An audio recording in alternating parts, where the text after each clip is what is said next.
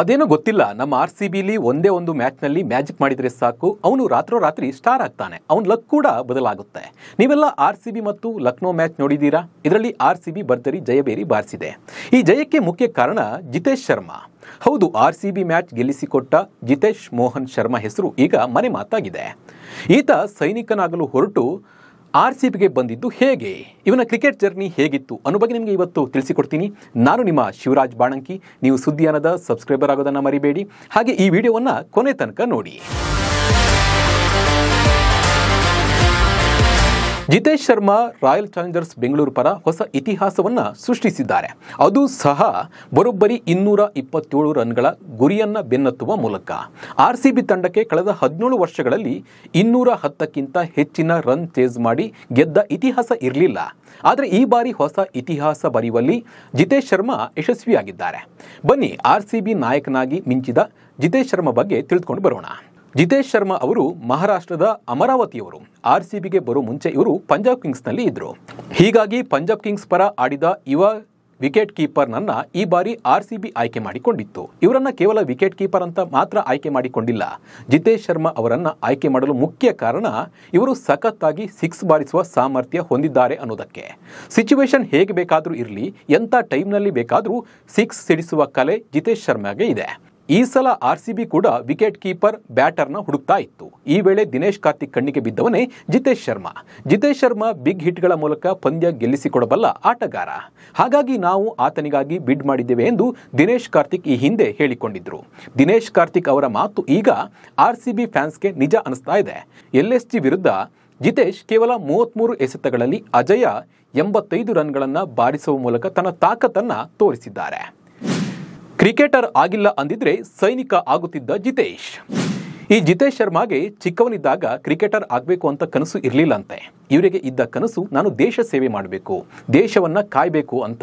ಅಂದ್ರೆ ಸೈನಿಕನಾಗಬೇಕು ಅನ್ನೋ ಕನಸು ಜಿತೇಶ್ ಶರ್ಮಾಗೆ ಇತ್ತು. ಸೇನೆಗೆ ಸೇರುವ ಗುರಿ ಕೂಡ ಇವರಿಗೆ ಇತ್ತು. ಇದರ ಜೊತೆ ಟೈಮ್ ಪಾಸಿಗಾಗಿ ಕ್ರಿಕೆಟ್ ಆಡ್ತಾ ಇದ್ರು ಜಿತೇಶ್ ಶರ್ಮಾ. ಅಲ್ಲದೆ PUC ಪಾಸ್ ಆದ ನಂತರ ಭಾರತೀಯ ಸೇನೆಗೆ ಸೇರಲು NDA ಸೇರುವುದು ಇವರ ಗುರಿಯಾಗಿತ್ತು.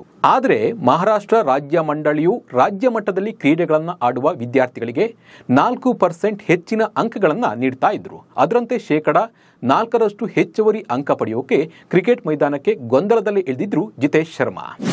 ಆಕಸ್ಮಿಕವಾಗಿ ವಿಕೆಟ್ ಕೀಪರ್ ಆದ ಜಿತೇಶ್ ಶರ್ಮಾ. ಇನ್ನು ಸ್ಪೋರ್ಟ್ಸ್ ಫಾರ್ಮ್ನಲ್ಲಿ ಜಿತೇಶ್ ಶರ್ಮಾ ಬ್ಯಾಟರ್, ಬೌಲರ್ ಅಥವಾ ವಿಕೆಟ್ ಕೀಪರ್ ಎಂಬುದನ್ನು ಭರ್ತಿ ಮಾಡಬೇಕಾಗಿತ್ತು.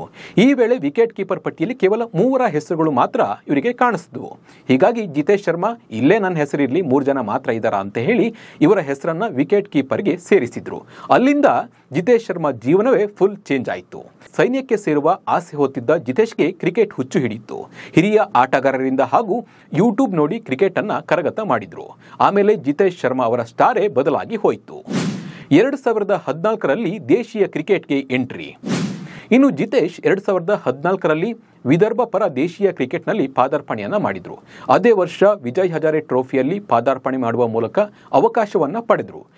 2015ರಲ್ಲಿ ತಮ್ಮ ಮೊದಲ ಪ್ರಥಮ ದರ್ಜೆ ಪಂದ್ಯವನ್ನ ಸಹ ಆಡಿದ್ರು. ವಿದರ್ಭ ಪರ ಆರಂಭಿಕನಾಗಿ ಬ್ಯಾಟಿಂಗ್ ಮಾಡುವಾಗ ಜಿತೇಶ್ ತುಂಬಾ ಆಕ್ರಮಣಕಾರಿಯಾಗಿ ಬ್ಯಾಟಿಂಗ್ ಮಾಡ್ತಾ ಇದ್ರು.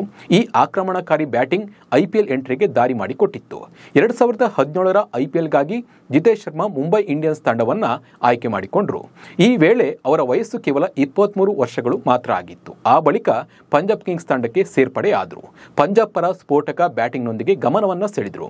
ಈ ಭರ್ಜರಿ ಪ್ರದರ್ಶನದ ಫಲವಾಗಿ 2023ರಲ್ಲಿ ಟೀಂ ಇಂಡಿಯಾಗೆ ಆಯ್ಕೆ ಆದರು. ಆ ಬಳಿಕ ಭಾರತ T20 ತಂಡದಿಂದ ಹೊರಬಿದ್ದ ಜಿತೇಶ್ ಶರ್ಮಾ ಅವರ ಮೇಲೆ RCB ಕಣ್ಣು ಹಾಕ್ತು. ಅದರಂತೆ ಈ ಬಾರಿಯ IPLನಲ್ಲಿ ಜಿತೇಶ್ ಶರ್ಮಾ ಅವರನ್ನ ಬರೋಬ್ಬರಿ 11 ಕೋಟಿ ರೂಪಾಯಿ ನೀಡಿ ತನ್ನ ತೆಕ್ಕೆಗೆ ತೆಗೆದುಕೊಳ್ತು. ಈ ಸೀಸನ್ನಲ್ಲಿ ಜಿತೇಶ್ RCB ತಂಡದ ಕಾಯಂ ವಿಕೆಟ್ ಕೀಪರ್ ಆಗಿ ಕಣಕ್ಕಿಳಿದಿದ್ದು ತುಂಬಾ ಮುಖ್ಯವಾದ ಪಂದ್ಯವನ್ನ ಗೆಲ್ಲಿಸಿಕೊಟ್ಟು RCB ಫ್ಯಾನ್ಸ್ ಹೃದಯವನ್ನ ಗೆದ್ದಿದ್ದಾರೆ.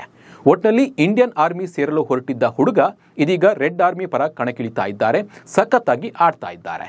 ಈ ಸಲ RCBಗೆ ಕಪ್ ಗೆಲ್ಲಿಸಿಕೊಡುವುದೇ ನನ್ನ ಗುರಿ ಅಂತ ಜಿತೇಶ್ ಪಣ ತೊಟ್ಟಿದ್ದಾರೆ.